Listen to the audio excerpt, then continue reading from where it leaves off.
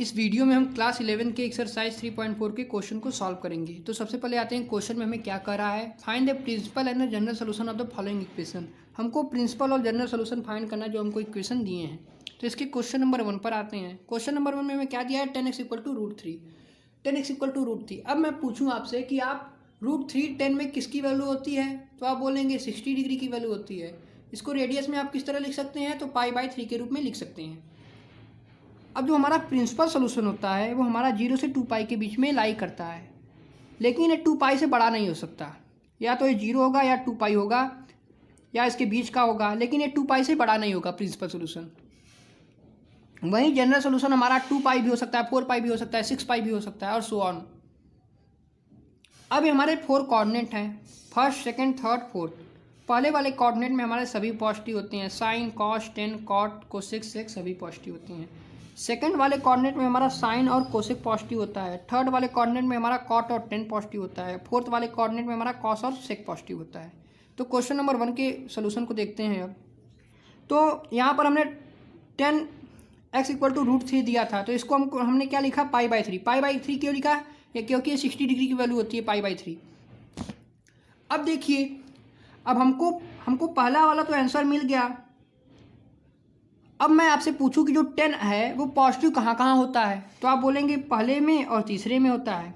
तो पहले वाला का तो आंसर हमको मिल गया π/3। अब हमको कहाँ जाना है, तीसरे वाले कोऑर्डिनेट में जाना है। तो हम क्या लिखेंगे यहाँ पर हम लिखेंगे 10x = हम जानते हैं कि हाफ रोटेशन कितना होता है, पाई होता है, पाई प्लस π/3। यहाँ पर हमने प्लस क्यों किया, क्योंकि हमको तीसरे कोऑर्डिनेट में जाना था। हम जानते हैं इतना कितना होगा, ये पाई होगा, पाई मतलब 180 डिग्री का होगा। अब हमको इसके आगे जाना है तो हम इसमें कुछ ऐड कर देंगे तो हम 180 डिग्री से आगे पहुँच जाएंगे। तो यहाँ पर हमने π/3 को ऐड कर दिया। अब यहाँ पर हम इसका एलसीएम ले लेंगे तो ये क्या होगा, 3π + π = 4π/3 हो गया। अब देखिए, यहाँ से हमारा प्रिंसिपल सोल्यूशन क्या आ गया, यहाँ से हमारा प्रिंसिपल सोल्यूशन आ गया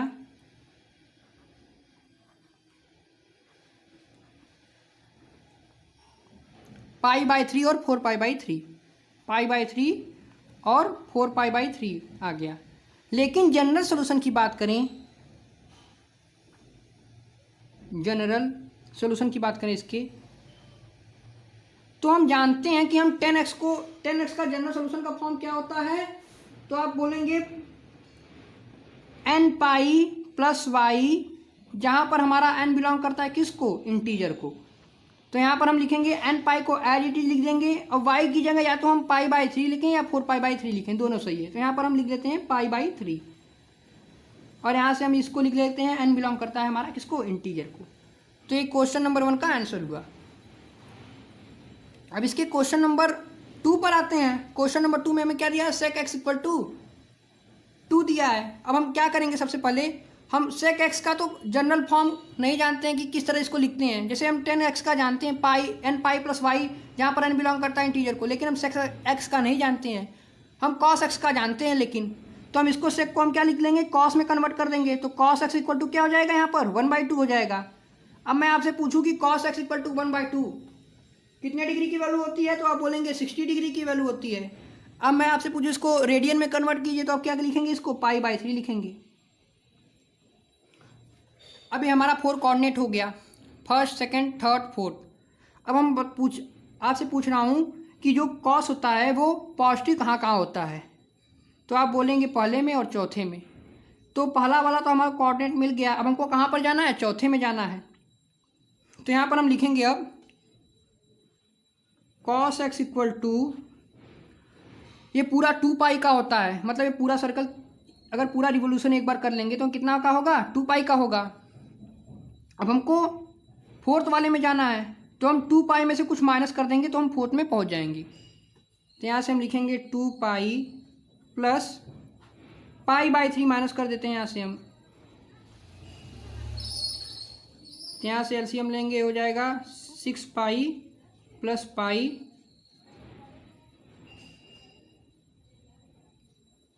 2π माइनस करेंगे यहाँ पर, 2π माइनस, तो यहाँ पर 6π - π इक्वल टू 5π/3। क्यों माइनस किया हमने?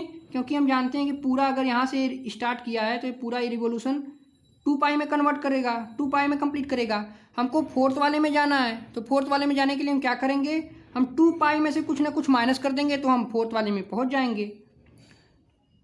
तो हमने यहाँ पर माइनस किया π/3 को, तो हम कहाँ पहुँच गए? अब फोर्थ वाले कॉर्डिनेट में पहुँच गए। अब फोर्थ वाले कॉर्डिनेट में हमारा कॉस क्या होता है? पॉजिटिव होता है। तो यहाँ से इसका प्रिंसिपल सोल्यूशन क्या आ गया? यहाँ से इसका प्रिंसिपल सोल्यूशन आ गया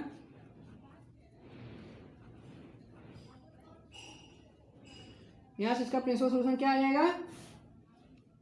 π/3 और 5π/3। अब जनरल सोल्यूशन की बात करें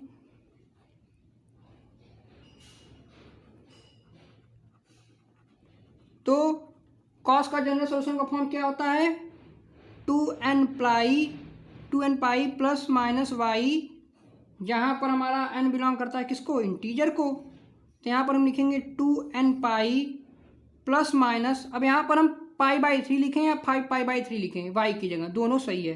तो यहाँ से हम π/3 लिखते हैं, 5π/3, जहाँ से n बिलोंग करता है इंटीजर को। अब कोई लोग अगर इसको इस तरह लिखें 2n प्लस माइनस 5π/3, जहाँ n बिलोंग करता है इंटीजर को, ये भी सही है। अब इसी तरह इसके क्वेश्चन नंबर 3 पर आते हैं। क्वेश्चन नंबर 3 में हमें क्या दिया है? क्वेश्चन नंबर 3 में हमें दिया है cot x इक्वल टू दिया है कितना? -√3। अब तो हम cot x का जनरल फॉर्म नहीं जानते हैं, हम किसका किसका जानते हैं? साइन का जानते हैं, cos का जानते हैं और tan का जानते हैं। तो इसको अभी हम tan में कन्वर्ट कर लेंगे। तो इसको tan में कन्वर्ट करेंगे तो क्या हो जाएगा? ये tan x इक्वल टू -1/√3। यानी अब मैं पूछूं आपसे कि 1/√3 कितनी डिग्री की वैल्यू होती है, तो आप बोलेंगे 30 डिग्री को। अब 30 डिग्री को हम किस तरह लिख सकते हैं रेडियन में? तो π/6 लिख देंगे और यहाँ पर माइनस लगा देंगे क्योंकि यहाँ पर माइनस है। अब मैं आपसे पूछूं कि जो हमारा 10 है वो निगेटिव कहाँ कहाँ होता है, तो आप कहेंगे कि 10 जो होगा वो सेकंड में और फोर्थ में निगेटिव होता है। तो हमको अब सेकंड में और फोर्थ में जाना है। तो अब यहाँ से हम लिखेंगे 10x इक्वल टू, सेकंड में जाने के लिए हम क्या करेंगे? 2π में से कुछ ना कुछ माइनस कर देंगे। तो यहाँ से हम लिखेंगे π माइनस π/6 लिख देंगे। तो ये सेकंड कॉर्डिनेट में पहुँच जाएंगे हम। तो यहाँ से इसका एलसीएम ले लेंगे तो ये आएगा 6π माइनस π/6 डिवाइडेड बाई 6। यहाँ से आ गया हमारा क्या? 5π/6 आ गया। ये हमने सेकंड कोऑर्डिनेट का निकाल लिया। उसी तरह अब मैं कहाँ जाऊँगा? फोर्थ कोऑर्डिनेट में जाऊँगा। हमसे निगेटिव से मतलब है, मतलब 10 निगेटिव कहाँ कहाँ होता है। तो अब यहाँ पर हम पॉजिटिव की बात नहीं कर रहे हैं, निगेटिव की बात कर रहे हैं। तो हमारा जो 10 होता है वो पॉजिटिव सबसे पहले कहाँ कहाँ होता है? तो पहले में और तीसरे में पॉजिटिव होता है, और दूसरे में और चौथे में क्या होता है? निगेटिव। दूसरे और चौथे में हमारा क्या होता है? जो 10 होता है वो निगेटिव होता है। तो हमने दूसरे का यहाँ पर निकाल लिया, 5π/6 आ गया। अब हमको जाना है चौथे कोऑर्डिनेट में, तो हम क्या करेंगे? 2π माइनस π/6 करेंगे, तब हम किस में पहुँच जाएंगे? चौथे वाले कोऑर्डिनेट में पहुँच जाएंगे। अब यहाँ से इसका एलसीएम ले लेंगे हम, तो ये आएगा हमारा 6 12π माइनस π इक्वल टू 11π/6। तो यहाँ से इसका प्रिंसिपल सोल्यूशन क्या हो गया? इसका प्रिंसिपल सोल्यूशन हो गया हमारा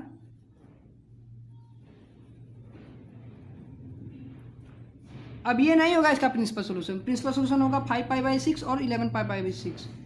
तो लिखेंगे 5π/6 और 11π/6, इसका प्रिंसिपल सोल्यूशन हो गया। अब जनरल सोल्यूशन की बात करें तो हम 10 का जनरल सोल्यूशन को किस तरह के लिख सकते हैं? n π प्लस वाई, जहाँ पर n बिलोंग करता है इंटीजर को, इसका जनरल सोल्यूशन का फॉर्म हो गया ये n π प्लस वाई, जहाँ पर हमारा n बिलोंग करता है किसको? इंटीजर को। अब n π को हम एज इट इज लिख देंगे, प्लस y की जगह क्या लिख देंगे? 5π/6 लिख देंगे, और n बिलोंग करता है हमारा किसको? इंटीजर को। तो n बिलोंग करता है हमारा इंटीजर को, तो यहाँ से हमारा जनरल सोल्यूशन आ गया। क्वेश्चन नंबर 4 पर आते हैं। तो कोसेक एक्स इक्वल टू दिया है -2 दिया है। तो हम किसका जनरल सोल्यूशन का फॉर्म जानते हैं, साइन कॉस और टेन का जनरल सोल्यूशन का फॉर्म जानते हैं। अब हमको कोसेक का तो हम नहीं जानते हैं, तो इसको हम साइन में लिखेंगे। तो हम इसको लिखेंगे साइन एक्स इक्वल टू, हम इसको क्या लिख सकते हैं, -1/2। अब मैं आपसे पूछूं कि -1/2 कितनी डिग्री की वैल्यू होती है, तो आप बोलेंगे 30 डिग्री की वैल्यू होती है। अब मैं पूछूं आपको तो इसको रेडियन में लिखिए, तो आप क्या लिखेंगे, π/6 लिखेंगे और यहाँ पर माइनस लगा देंगे। अभी हमारा 4 कोऑर्डिनेट है, फर्स्ट, सेकंड, थर्ड, फोर्थ। अब बताइए हम कि जो साइन होता है वो निगेटिव कहाँ कहाँ होता है, तो आप बोलेंगे थर्ड और फोर्थ में। तो हमको अब कहाँ कहाँ जाना है, थर्ड और फोर्थ में जाना है। तो हम थर्ड कोऑर्डिनेट में जाते हैं, तो यहाँ से हम लिखेंगे sine x equal to, third coordinate में जाने के लिए हम प्लस करेंगे,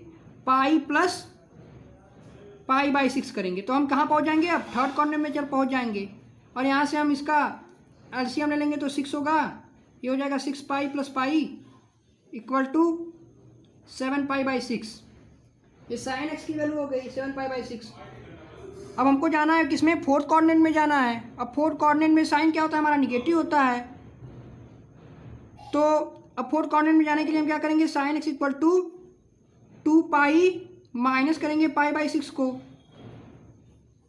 तो यहाँ से हम एलसीएम लेंगे 6 को, तो हो जाएगा ये 12π - π इक्वल टू 11π/6। तो यहाँ से हमारा प्रिंसिपल सोल्यूशन क्या आ गया, यहाँ से हमारा प्रिंसिपल सोल्यूशन आ गया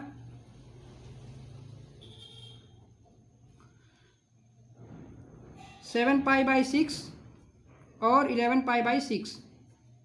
अब जनरल सोल्यूशन की बात करें, हम जनरल सोल्यूशन की बात करें तो साइन का जनरल सोल्यूशन का फॉर्म क्या होता है हमारा, nπ + -1/n y, जहाँ पर हमारा n बिलोंग करता है किसको, इंटीजर को। तो यहाँ पर हम nπ को एज इट इज लिख देंगे, प्लस -1n को एज इट इज लिख देंगे। अब यहाँ पर y की जगह या हम 7π/6 लिखें या 11π/6 लिखें, दोनों सही है। तो यहाँ पर हम 7π/6 लिख देते हैं और लिख देंगे n बिलोंग करता है किसको, इंटीजर को। तो इस वीडियो में इतना ही। अगर आपको ये वीडियो पसंद आया हो तो इसको लाइक, शेयर और सब्सक्राइब करना ना भूलें। Thanks for watching this video.